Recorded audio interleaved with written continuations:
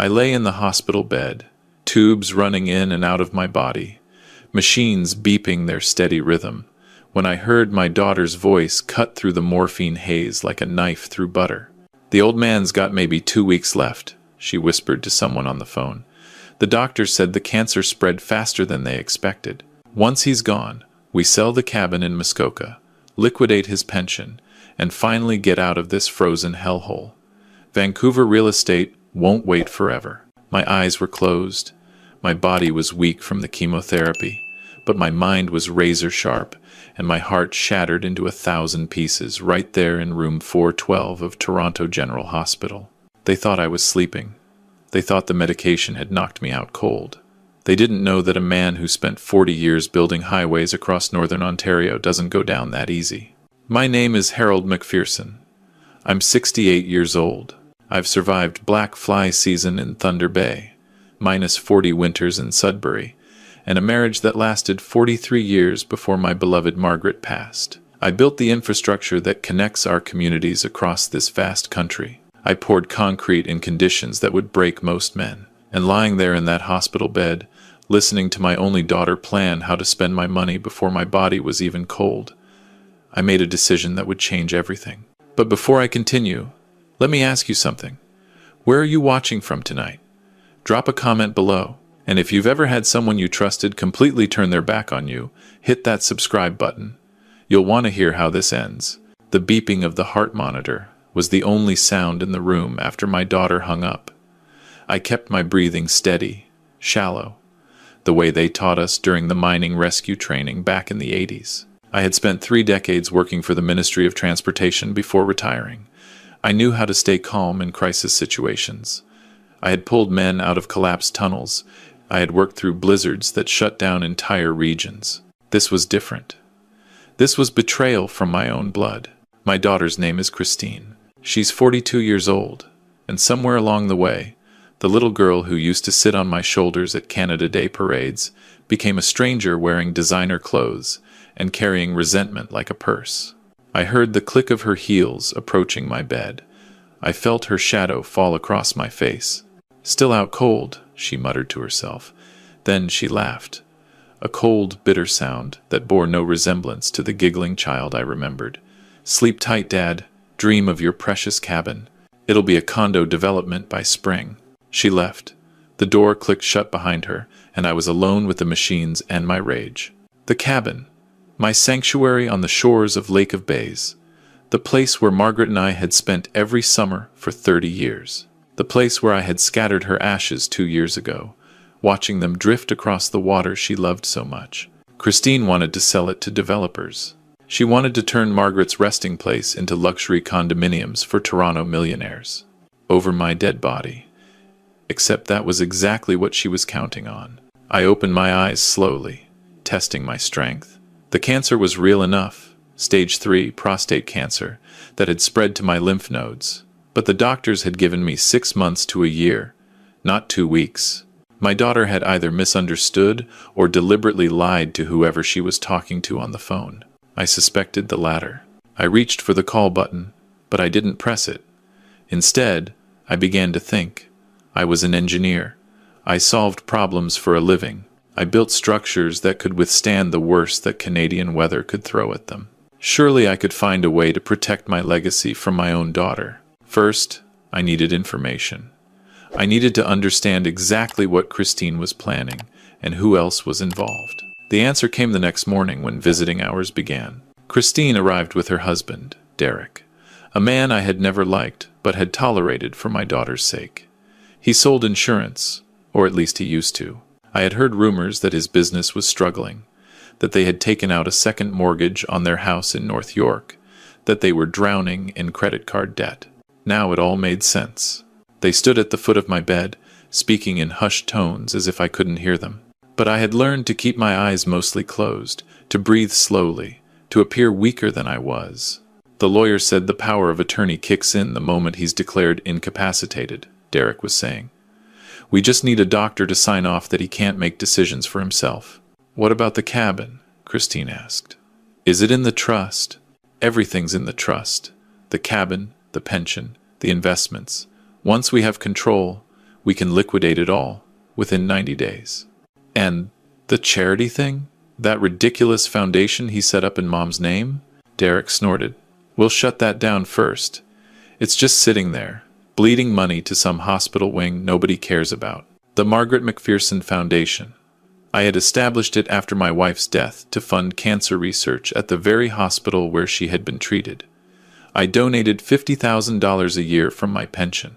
It was my way of honoring her memory, of ensuring that her name would live on even after I was gone. And they wanted to shut it down. I felt my heart rate spike. The monitor began to beep faster. Christine looked up, alarmed. Is he waking up? I forced myself to stay calm, to slow my breathing. The beeping subsided. Just a dream or something, Derek said dismissively. Come on, let's go talk to the social worker about getting him transferred to a long-term care facility. The sooner we get him out of here, the sooner we can start the paperwork. They left, and I was alone again with my thoughts and my fury. A long-term care facility. They wanted to warehouse me in some underfunded institution while they picked my life apart like vultures.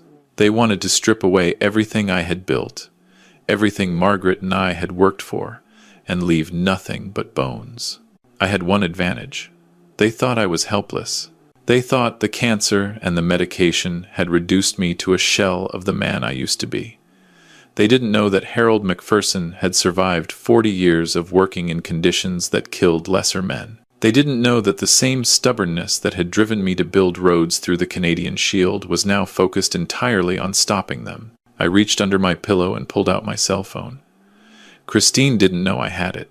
She thought I had left it at home, but I had hidden it before the ambulance came, tucked it into my robe pocket, kept it charged by borrowing cables from the nurses when no one was looking. I dialed a number I knew by heart. McLeod and Associates, the voice answered. How may I direct your call? This is Harold McPherson. I need to speak with James McLeod immediately. Tell him it's an emergency. James McLeod had been my lawyer for 30 years. He had handled Margaret's estate. He had helped me set up the foundation. He was one of the few people in this world I trusted completely. Harold? James came on the line within seconds. What's wrong? The hospital called me yesterday saying you were in rough shape. I'm in rough shape, I admitted, but not as rough as my daughter thinks. James, I need you to listen carefully. Christine and her husband are planning to have me declared incapacitated. They want control of the trust. There was a long pause. Are you certain? I heard them talking. They want to sell the cabin, shut down Margaret's foundation, and liquidate everything. Harold, that's criminal. We can fight this. I don't want to fight it. Not in court, anyway. I want to do something else. I want to change everything before they have a chance to take it. What do you mean? I told him. I told him my plan, every detail, every contingency. When I finished, there was another long silence. That's brilliant, James finally said. Absolutely brilliant. But it's going to require precise timing. I've got nothing but time, I said, and a very good reason to use it wisely. I spent the next 3 days pretending to be weaker than I was while James worked behind the scenes. The doctors were puzzled by my lack of improvement, but they attributed it to the cancer's progression. Christine visited every day, sometimes with Derek, sometimes alone. She would sit by my bed, scrolling through her phone, occasionally glancing at me with an expression that wasn't quite concern. It was impatience. She was waiting for me to die. On the 4th day, Derek arrived alone.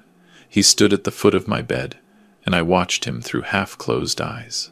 You know, Harold, he said, apparently believing I couldn't hear him, you've always been a stubborn old goat.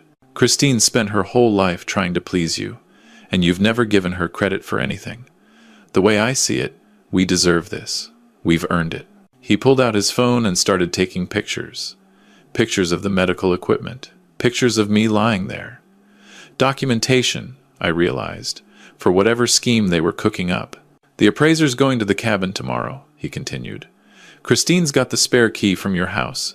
She's already started cleaning the place out. Found some interesting things in your safe, too. Old photographs, jewelry, Margaret's wedding ring. Don't worry, we'll sell that too. No sense letting sentiment get in the way of profit. Margaret's ring.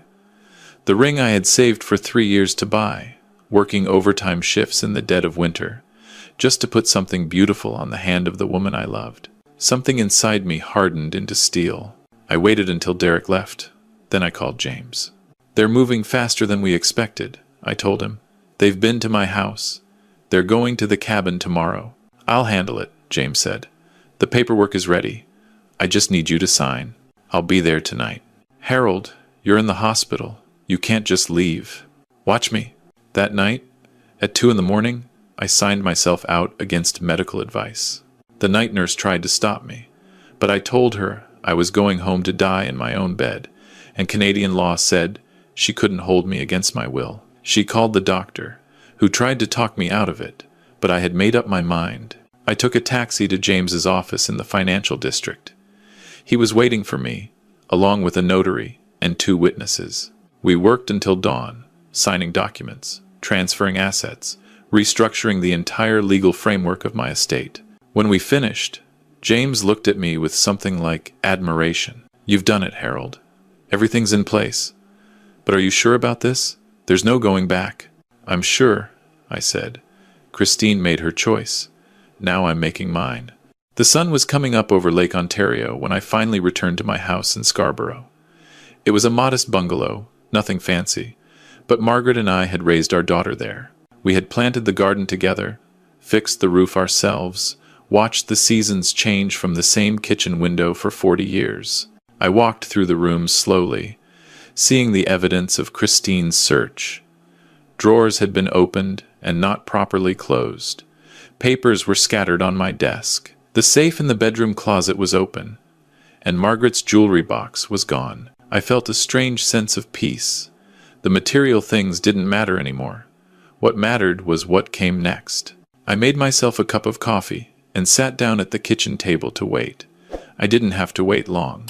Christine's car pulled into the driveway at 9 in the morning. She stormed through the front door without knocking, her face flushed with anger. "What the hell are you doing here?" "The hospital called me. They said you left in the middle of the night. Do you have any idea how irresponsible that is?" "Good morning to you too, sweetheart," I said calmly. "Coffee?" "I don't want coffee. I want you back in the hospital where you belong." "You're sick, Dad. You need medical care." "I need a lot of things," I agreed. "Medical care is the least of them." She stopped, something in my tone apparently catching her attention. "What's that supposed to mean?" "Sit down, Christine." "I don't want to sit down." "Sit down." She sat. I looked at my daughter, really looked at her, trying to see the child I remembered in the woman before me. I couldn't find her. "I know what you're planning," I said. "I heard you at the hospital. I heard everything." Her face went pale. "Dad, I don't know what you think you heard, but don't." I held up my hand. "Don't insult my intelligence. You were planning to have me declared incapacitated. You were planning to take control of the trust. You were planning to sell the cabin and shut down your mother's foundation. That's not. I also know that Derek's been to my house. I know you took your mother's jewelry. I know you've been going through my papers." Christine's expression shifted from denial to defiance. "So what if we did? You're dying, Dad. Someone has to manage your affairs. And that cabin is worth a fortune just sitting there empty. Mom's been gone for 2 years. It's time to move on." "Move on." I repeated the words slowly, letting them hang in the air between us. "Your mother's ashes are scattered on that lake, Christine. Her memory lives in that water, in those trees, in every sunset we watch together from that dock. And you want to bulldoze it for condos. It's just a place, Dad. Places don't matter. Money matters." I nodded slowly. "I see. And the foundation? The one that funds cancer research in your mother's name? A waste of resources. $50,000 a year could be better spent on living people." "People like you?" She didn't answer, but she didn't have to. The silence said everything. I reached into my pocket and pulled out an envelope. I slid it across the table toward her. "What's this?" "Open it." She tore open the envelope and pulled out the documents inside. I watched her eyes move across the pages, watched her face change as she realized what she was reading. This can't be right." "It's right." "You dissolved the trust?" "I did." "You sold the house?" "I did. Last night. The new owners take possession in 30 days. You gave everything to charity? The pension? The investments? Everything? Not everything, I said. But most of it, yes. The Margaret McPherson Foundation now has an endowment of $2 million. It will fund cancer research at Toronto General for the next 50 years at least. Your mother would be proud. Christine's face had gone from pale to red. She was trembling with rage. You can't do this. I'm your daughter. I'm your only family. You're my blood, I agreed. But family is more than blood, Christine. Family is loyalty. Family is love. Family is being there when it matters, not just when there's money to be gained. I've been there for you. Have you? When was the last time you visited me before I got sick? When was the last time you called just to talk? When was the last time you asked how I was doing without following up with a request for money? She opened her mouth to respond, then closed it again. We both knew the answers. What about the cabin? She finally asked. Please tell me you didn't sell the cabin. I smiled. It was not a warm smile. The cabin is in a different category. I transferred it to a land trust that will preserve it as a nature sanctuary in perpetuity. No development, no condos, just the lake and the trees and your mother's memory. Protected forever. You're insane. You've completely lost your mind. I'm going to contest this. I'm going to get lawyers and doctors and prove that you're not competent to make these decisions. You can try, I said. But James McLeod and his team anticipated that. Every document was witnessed by 2 independent physicians who certified my mental competency. Every transaction was recorded on video. Every signature was notarized by 3 separate notaries. You can spend the rest of your life in court, Christine. You won't win. She stood up so fast her chair fell backward. This isn't over, she hissed. I'm going to make your life miserable. You think you're so smart, but you're just a sick old man with no one left who cares about him. That may be true, I acknowledged. But I'd rather die alone with my integrity than surrounded by vultures waiting to pick my bones. She stormed out, slamming the door behind her hard enough to rattle the windows. I sat at the kitchen table for a long time after she left, staring at my coffee, which had gone cold. The house was quiet, too quiet. I had lived here with Margaret for 40 years, and now I was alone in a way I had never been before. I had saved my legacy, protected my wife's memory, but the cost was my only daughter. Was it worth it? I didn't know yet. But I knew I had done what was right. The next few weeks were difficult. The cancer continued its slow march through my body, though the doctors were surprised that my decline wasn't faster. I think spite kept me alive. Spite and the satisfaction of knowing that Christine and Derek couldn't touch what Margaret and I had built. I heard through James that Christine had indeed tried to contest my decisions. She hired lawyers, she filed motions, she even tried to have me committed to a psychiatric facility, claiming I was suffering from dementia. But James was better. He had anticipated every move, prepared every counter-argument, documented every step of my decision-making process. The courts dismissed Christine's claims one after another. Derek's insurance business finally collapsed under the weight of their debt. They lost the house in North York. Christine called me once, sobbing, begging for help. I listened to her cry for 3 minutes. Then I told her the truth. You had a father who loved you, Christine. You had a mother who adored you. You had every opportunity in the world, and you threw it all away for money you didn't even need. I forgave you for a lot of things over the years, but I can't forgive this. Not because I don't want to, but because you're not sorry. You're not sorry for what you did. You're just sorry it didn't work. She hung up on me. I never heard from her again. I sold the house in Scarborough, as planned. The new owners were a young couple with 2 small children, new immigrants from the Philippines. They reminded me of Margaret and me when we were young, full of hope and dreams. I gave them the keys personally and wished them well. Then I did something that surprised even myself. I went to the cabin. The drive up Highway 11 was beautiful in late autumn. The leaves had turned, painting the Canadian shield in shades of red and gold. I passed through towns I had known my whole life: Gravenhurst, Bracebridge, Huntsville. The land welcomed me home. The cabin was exactly as I remembered it. Small, rustic, nestled among the pines on a rocky point overlooking the lake. I had built the deck myself 30 years ago, with lumber from a mill in Parry Sound. Margaret and I had painted the shutters together, arguing good-naturedly about whether they should be green or blue. We compromised on teal. I walked down to the dock and sat on the bench where we used to watch the sunset. The water was still, reflecting the colors of the sky. Somewhere out there, beneath the surface, were the ashes of the woman I loved. "I protected it, Margaret," I said aloud. "Nobody's going to build condos here. Nobody's going to turn our memories into profit. It's safe. Forever." A loon called from across the lake. I took it as a sign. I spent the next 6 months at the cabin. The land trust allowed me to live there as long as I wanted, and the local doctors in Huntsville managed my treatment. I watched the winter come, watched the lake freeze over, watched the snow pile up around the cabin like a protective blanket. I was dying, but I was at peace. In the spring, when the ice began to break up, I received an unexpected visitor. A young woman in her early 20s, with Christine's eyes but a different expression, softer, kinder. "Grandpa?" I stared at her. "Emily?"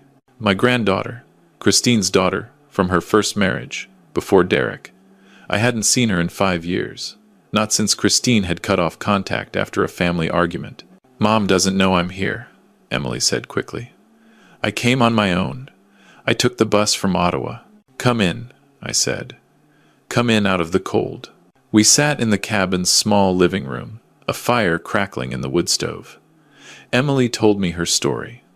She was in her final year at Carleton University, studying environmental science. She had a job lined up with Parks Canada after graduation. She was engaged to a young man who worked as a park warden in Algonquin. "I heard about what Mom did," she said. "I'm so sorry, Grandpa. I'm so ashamed." "You have nothing to be ashamed of. You weren't part of it." "I know, but she's my mother. And the things she said about you, the things she told people, I knew they weren't true. I knew you weren't crazy or senile. I just didn't know how to reach you." I felt something warm spread through my chest. It wasn't the cancer. It was hope. "How did you find me?" "Mr. McLeod, your lawyer." I called his office and told him who I was.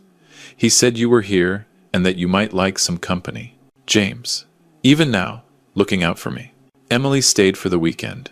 We talked about everything. She remembered coming to the cabin as a child, remembered swimming in the lake, remembered her grandmother's blueberry pancakes. She cried when I told her about the land trust, about how the cabin would be preserved forever. "Grandma would be so happy," she said. "I know," I said. "That's why I did it." Before she left, Emily asked me a question that caught me off guard. "Grandpa, do you regret it? Cutting Mom off, I mean, giving everything away. Do you ever wonder if things could have been different?" I thought about it for a long time before answering.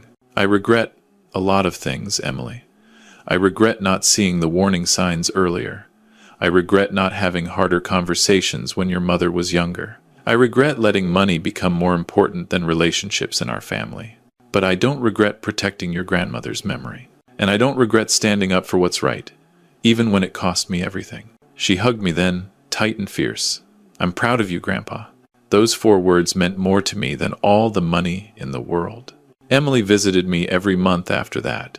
Sometimes she brought her fiancé, a quiet young man named Daniel who shared my love of the outdoors. They would help me with repairs around the cabin, cook meals together, sit on the dock, and watch the loons. When the doctors told me I had weeks left, not months, Emily was the one I called. She drove up from Ottawa that same night, arriving at the cabin in the small hours of the morning. "I'm here, Grandpa," she said, taking my hand. "I'm not going anywhere." I lived for 3 more weeks. 3 weeks of sunsets over the lake, 3 weeks of Emily reading to me from books Margaret had loved, 3 weeks of peace. On the last day, I asked Emily to take me down to the dock. She wrapped me in blankets and helped me into the wheelchair the home care nurse had brought. We sat together, looking out over the water. "I'm leaving you the cabin," I told her. "James has all the paperwork.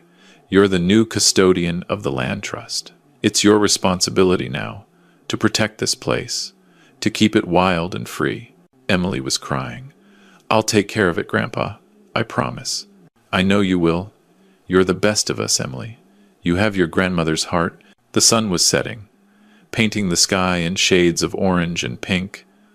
I thought I could see Margaret out there, just beyond the tree line, waving to me. "Tell me about the first time you brought Grandma here," Emily said softly. I smiled, remembering. I told her the story, how Margaret had been afraid of the boat at first, how she had shrieked when a fish jumped near the dock, how she had fallen in love with the place despite herself. "We were young," I said. "So young and so in love. We thought we had forever."